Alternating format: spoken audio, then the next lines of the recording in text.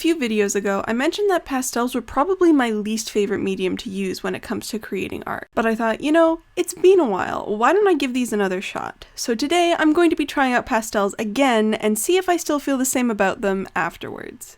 For the piece that I'm going to be working on, I actually sketched it on my iPad and then printed it out so that I can transfer it onto this blue mixed media toned paper. To transfer the sketch, I'm using a piece of transfer paper. I also specifically like going over my sketch lines using a ballpoint pen. I just find that it makes the transfer a lot smoother because you're not concerned about how much pressure you're using, or you can just generally use more pressure using something like a ballpoint pen than using a pencil because of worrying about the lead breaking. I do like going over my lines using my usual 2H pencil. That way I can fix any problems that I might have found that maybe didn't translate as well with using the ballpoint pen. Just little things you can fix up your sketch and also just make sure all of that detail is still there. And I also decided for this illustration to actually outline it using a black colored pencil. I wanted this to have a more illustrative feel to it with a little more line art involved, and I was also kind of concerned about how much I might be able to see the actual sketch lines when I started to add the pastel, so I figured just using a colored pencil to give it just a little more of a deep outline was going to be a good idea. And now on to actually adding the pastels. I decided to approach using the pastels a little differently, I think, than I had the last time that I used these, because I had some new pan pastel blending sponge tool things, and so I wanted to try those out and use those and see if that made my pastel experience a little better. In the video where I mentioned pastels probably being my least favorite medium, I did mention it's not that I don't like the look of them, it's that I don't like the mess of them. So I was really hoping that these blending tools might improve that mess a little more.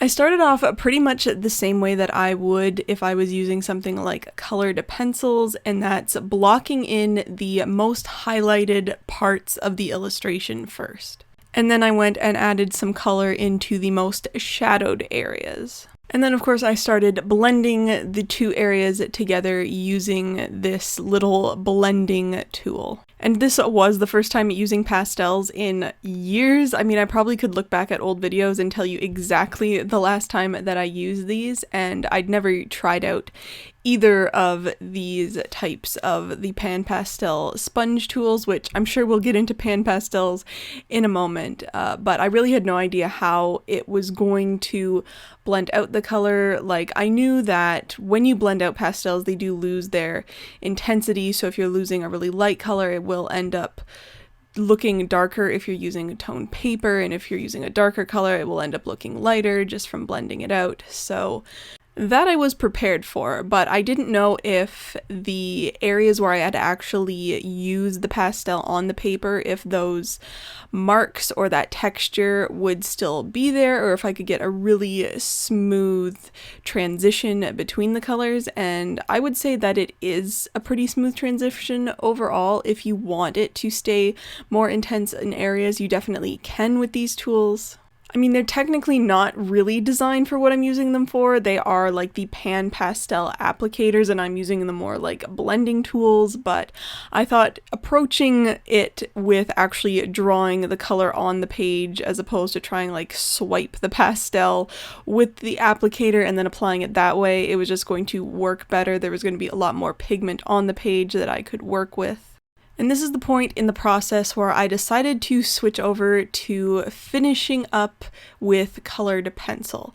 Now, I knew that I was probably going to do this just because the colored pencil, it's a lot easier to achieve more fine detail, and you just generally have more precision, and especially since I have not a lot of experience with pastels, I was just going to end up with a better product if I use the pastels in conjunction with a medium that I'm more familiar with and feel like I can get that control and definition in the transition and just details. I did end up leaving the pastel part with the colors pretty muddy, honestly. Definitely the upper person's face was a lot more muddier than the one that I'm working on here. Just the lighting of her is not as stark. And I was also playing around with the lighting situation a bit and trying to make her look less shadowed than she was in my reference photo. So it was just a lot more of a sloppy job with the pastels. I will say the pastel work that I did on their faces was surprisingly not that messy. I think using those applicators definitely cut down on the possible mess, and I think also not doing so many layers in the pastels possibly helped. I know I could have used a fixative in between the layers, and that might have helped all the excess powder that could have started being created, but I was seriously trying to fly through finishing this illustration. I think it took maybe around 6-ish hours, but I did it almost in one sitting, which is very unlike me. So yeah, the mess really wasn't that bad. There was obviously a bit of dust, and holding the pastels with my hands did cause some dust to transfer there, but overall, these two were not the problem when it came to the pastel mess. It started to get a lot messier once I got to the background. But overall, how did I feel about this pastel experience? And honestly, I really loved it. I think that the addition of those blending applicator tools as well as the colored pencils have turned the possibility of me using pastels in this fashion into a much more realistic and enjoyable activity for me. They are messier than a colored pencil, but toning the paper and getting that smoothness and richness of color so much faster is very appealing. Because honestly, all I was really doing with my colored pencils was refining detail and also improving the color, or just making the color more accurate and adding different tones in to make them less muddy looking and more lifelike. But honestly, the majority of the values was all the pastel. And there were some parts that were just straight pastel, like the background that I'm working on now, which is when the mess started to really happen. But that was just having so much more pastel work done on that area. There was absolutely no colored pencil here, and I wasn't entirely sure what direction I wanted to take with the pastel, so I was layering the colors a little more than on their faces. I did also start to run into a bit of a problem of the dust color kind of getting onto the light colors and highlights of the faces, but thankfully I could just erase that using a very fine eraser.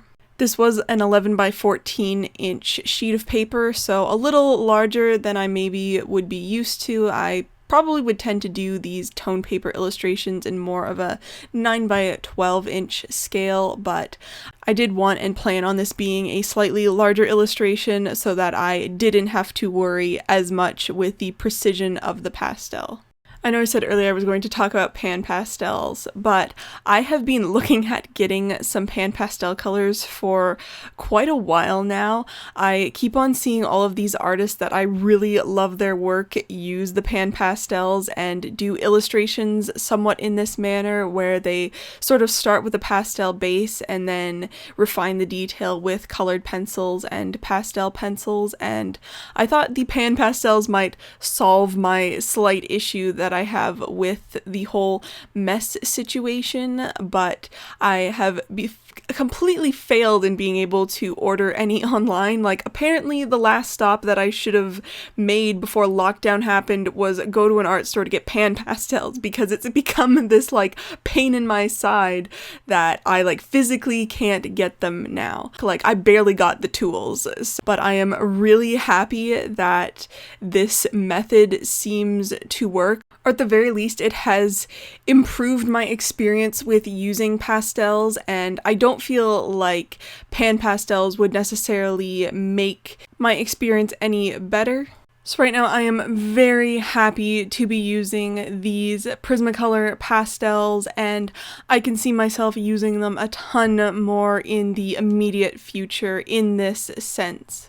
And here is what the finished illustration looks like. I ended up spraying the entire thing with a fixative, and it made a world of difference in the coloring. It just made everything so much richer and deeper. So if you are using pastels and maybe they look a little more on the gray side, or you just can't get that depth, spray it with some fixative, because it was absolutely insane how much that fixative improved the look of this drawing. But that is going to be it for this video. I hope you enjoyed the adventure of me trying out pastels again. Thank you so much for watching, and I'll see you in my next video.